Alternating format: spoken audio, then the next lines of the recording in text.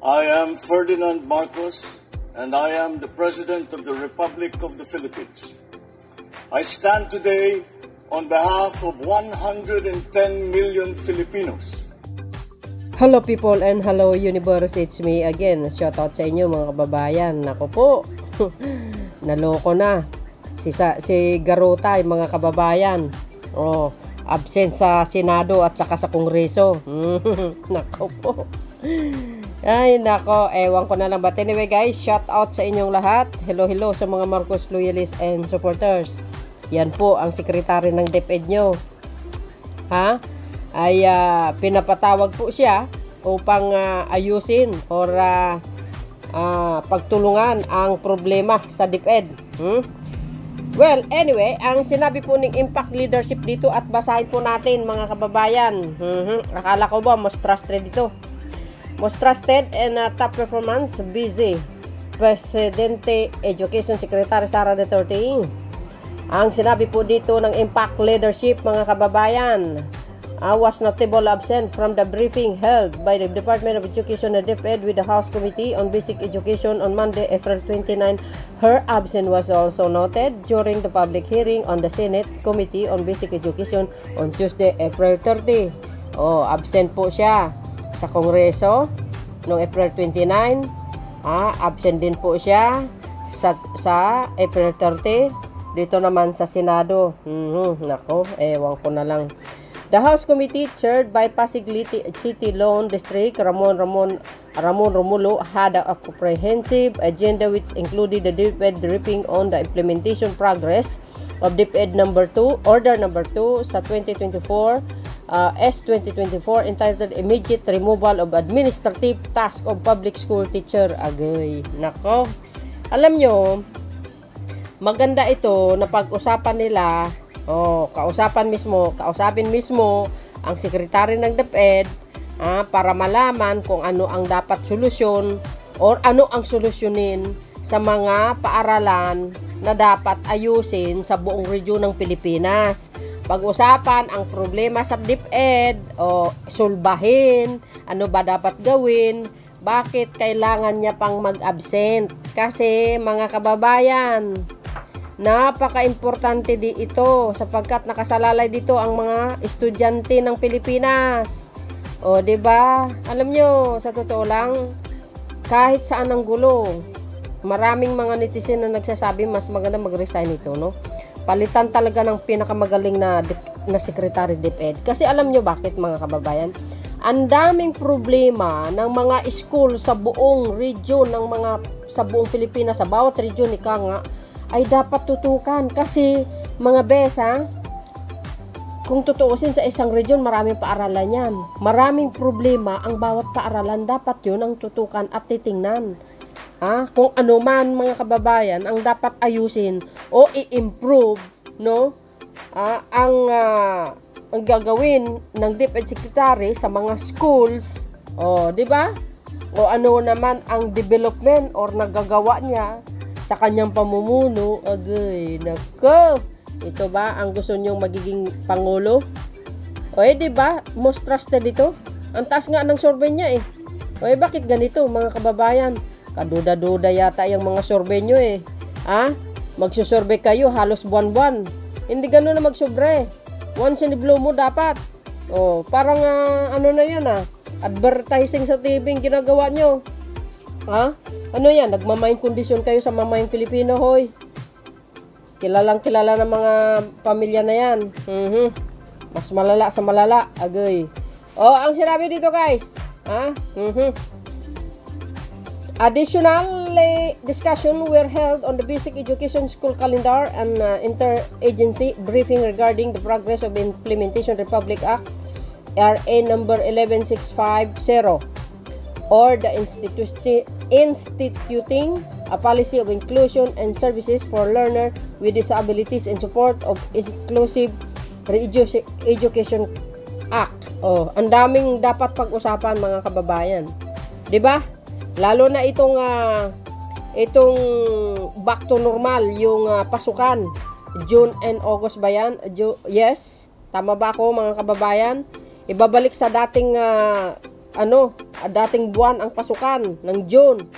O, dapat ganoon ang pag-usapan, ayusin ng mas mabilisan kasi kailangan na yan.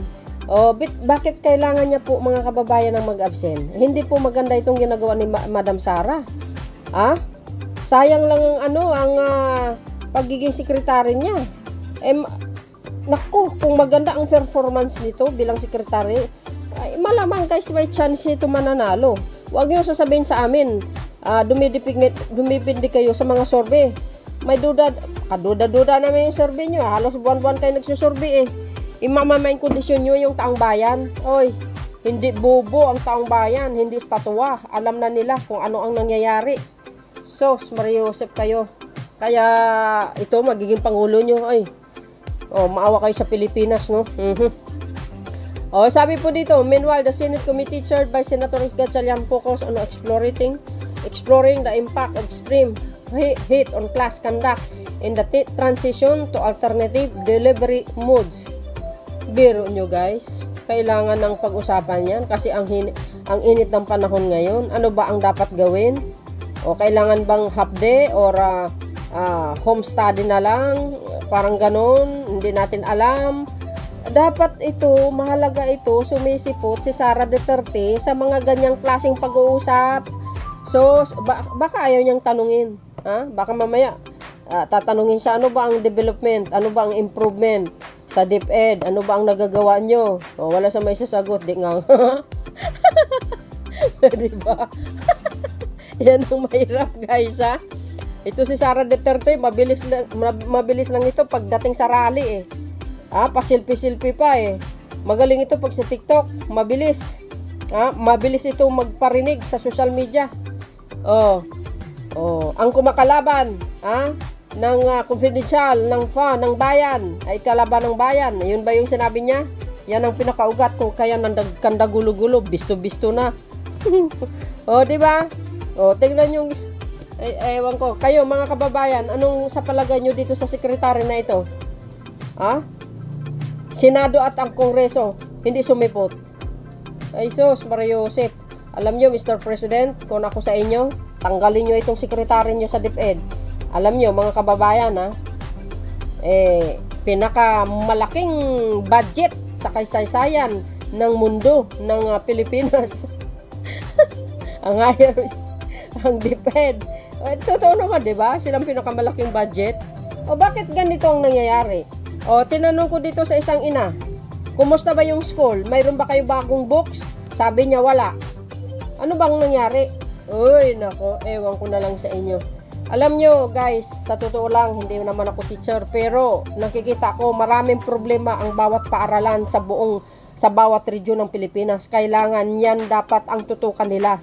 Maraming mga sira-sira na school, maraming kailangan na dapat tutukan ng DepEd. Mga bes, tutukan na lang dapat yun. Hindi lang isa ang region, marami po yan. Alamin dapat ng sekretary ng DepEd, ano bang kailangan ng isang region, ano bang problema nila, kailangan ba nila ng pagdausan ng kanilang mga graduation, kailangan ba ng school, o i-repair mga sira-sira school. Sus, Maria Joseph kayo talaga. Alam nyo, dapat sa bagay, alam nyo, well, in fairness naman sa kanya, mga kababayan, talagang inamin niya, wala sang eksperto sa pamumuno ng katulad ng ganyan, ng DepEd. Inamin niya mismo yan. Kaya dyan pa lang, dapat palitan na lang siya. Kasi walang mangyayari, guys, di ba? Walang mangyayari talaga kung ganyan ang patuloy na nangyayari sa DepEd. Di ba? Sus, alam nyo, kung palawakin niya lang ang kaisipan niya, marami siyang magagawa actually. Alam mo yung tree planting, mga bes? Actually, hindi niya naman gawain yan Hindi niya gawain ng DNR yan. Nako, kayo naman Ano bang nagawa niyan sa DepEd? My goodness. Ay, magbibigay ka lang ng bag, ganon. Ay, ewan ko na lang mga kababayan, kayo na balang mahalang musga. According to the research, sabi to Art Research, tugon ng masa, national survey conducted from March 11 to 14, DepEd emerged as the top performing and most most trusted national government agency with rating and 82 and 84 respectively. Taas niyan, guys. Wala po ako nakikita in my own eyes. Ewan ko kung may nakikita ba kayo na may improvement ba? Ano ba ang development? Ano ba ang magandang nangyari sa DepEd? Sa bawat region, sa buong Pilipinas? Meron ba? Kumusta naman yung mga hinanaing mo ng mga teacher na Mayroon? Pinakamalaking budget ang DepEd, guys, sa lahat ng ehensya ng gobyerno. Yan po ang problema dito sa sekretary na ito. Pero pag sa rally, mabilis ito si Sara Duterte. Naalala nyo yung 28 February, yung kick-off rally, pumunta siya doon, kamukat-mukat mo nandun na pala sa Davao, bilis. Umatay ng pre-rally na purong mura, pambalahura sa Pangulo. Yan, dyan siya magaling. Karapatan natin dito, guys, ang mag-voice out kung ano ba ang dapat gawin ng isang sekretary. Wala tayong kaalaman. Hindi tayo nagmamagaling dito, pero ang concern lang po natin kasi, bakit kailangan niya mag-skip sa public hearing dyan para pag-usapan ang problema sa DepEd? Hindi dapat ganun na mag-absent siya. Huwag ganun, mga kababayan. Kasi kailangan yun nakasalala dito ang mga ng mga teachers din at ang mga kabataan. Ay nako, ewan ko na lang sa inyo. Ewan ko. Ayan Sara skip DepEd briefing with House Senate. Vice President Education Secretary Sara Duterte was notable absent from the briefing held at the Department of Education DepEd with the House Committee on the Basic Education on Monday, April 29. Her absence was also noted during the public hearing of the Senate Committee on Basic Education on Tuesday, April 30. Agay! Yan ang sinasabi ko mga DDS, ano na? Kayo talaga. Dapat ito, guys, sa akin lang, as far as my concern talaga, dapat itong, na lang, Alam nyo, si Pangulong Marcos Jr., hindi talaga nagtatanggal ng sekretary po yan. Okay? Lalo't medyo malapit siya kay Sara Duterte, hindi niya magawang tanggalin ito. Pero ang hinihintay lang ng Pangulo, kusang umalis. Yun lang yun. Kasi ayaw ni Pangulong Marcos Jr. magpahiya ng tao dahil ang ugali niyan, yung ugali ni Pangulong Marcos Jr. panalo na sa kabaitan. Sa totoo lang, ang hinintay lang ng Pangulo is kusang loob mo na lumayas. Ganun lang kasimple. Sa bagay, ito si Sara Duterte, mga kababayan, naalala nyo, last election, Vice President debate, hindi po sumipot yan. Ilang Vice President debate yun? Hindi ko natatandaan, correct me if I'm wrong. Hindi po sumipot yan, ayaw niya. Ultimo sa mga hearing dyan sa Kongreso na hindi siya sumagot bilang lang, mga kababayan, sapagkat lagi niyang ipinapasa sa mga staff niya, supposed to be siya ang sumagot. Siya kasi siya ang sekretary. Alam niya kung anong dapat, na dapat solusyon sa mga problema ng mga school dito sa bansang ito. Maraming problema kung tutuusin. Yan kung yan ay hahanapin mo sa bawat region. Tanungin mo yung mga administrasyon dito, yung mga nagmamanage doon sa mga eskwelahan sa bawat region. Sasabihin mo, Mr. Administrator, ano ba ang problema natin dito? May school ba kayo na nasira? Or ano kailangan nyo para matulungan kayo? Ganun ba? Ang dami niyang staff. Paikutin niya sa buong Pilipinas. Ang dami niyang bodyguards 400, di ba? Grabe ito. Talo pa si Putin sa dami-dami ng bodyguard kay Pangulong Marcos Jr. Ilan lang, talo presidente, mga kababayan. Alam mo, sa kasaysayan ng Pilipinas, si Sara Duterte lang ang pinakamadaming bodyguard. At sa kasaysayan ng Pilipinas, nung dating mayor pa, siya lang ang pinakamalaking budget, 2.6 billion. Ikumpara mo sa mga mayor sa buong bansa. Nga. So, yan, guys. Ano po masabi nyo? Ako, wala akong masabi. Pero kung ako, si Pangulong Marcos Jr., mas maganda palitan ito, mga kababayan. Okay? At ako naman, dapat si Sara Duterte, kusa na lang mag-resign, mga base, Ako, real talk lang ako dito. Dahil sa mga nangyayari dito sa DepEd, parang walang asinsado dyan, siya din naman ang nagsabi na wala sang hindi sa eksperto sa pamumuno. Tingnan nyo, ito yung ilalagay nyo sa Malacanang. magiging pangulo nyo? Hindi niya nga kayang handle ang DepEd, masolusyonan ng problema. How much more? Buong bansa? No, hindi pwede. Hindi niya kaya ang label, sa pamumuno ni Pangulong Marcos Jr. Dahil ang experience ni Pangulong Marcos Jr., wala si Sara Duterte sa dulo ng kuko ni PBBM. Si Sara Duterte, mayor lang ang kanyang experience at dumiretso sa pagka-vice presidente. Si Pangulong Marcos, mula congressman, gobernador, vice gobernador, senador pa. Biro nyo yun? Saan kayo makakita ng ganyang klaseng napakagaling na 20 plus ni PBBM, politician niya. Politician na po siya. Dahil yung experience niya, presidente ang ama niya, nakikita yung galaw. Kaya ngayon naman, makikita nyo, yung galaw ng ating mahal na Pangulo, yung mga unfinished project ng kanyang ama, itinutuloy. Ay yung mga project ng kanyang ama before, like Kadiwa, Natinggayan, nahinto yan, binalik niya. Tingnan mo yung pinuntahan niya dyan sa, guys, yung irrigation dyan sa, saan ba yan? Sa Bataan ba yan? Panahon pa ni Pangulong Marcos Sr. yun. Maraming administrasyon na nagdaan hanggang kay Digong tiningga, hindi tinuloy. Inumpisahan ng ama, yung anak ang nagtapos. Ayun, nag-inaugurasyon. Diba may video tayo dyan? Inaugurasyon, tapos na. Saan kayo makakita? Dyan pala sa barn, mga kababayan.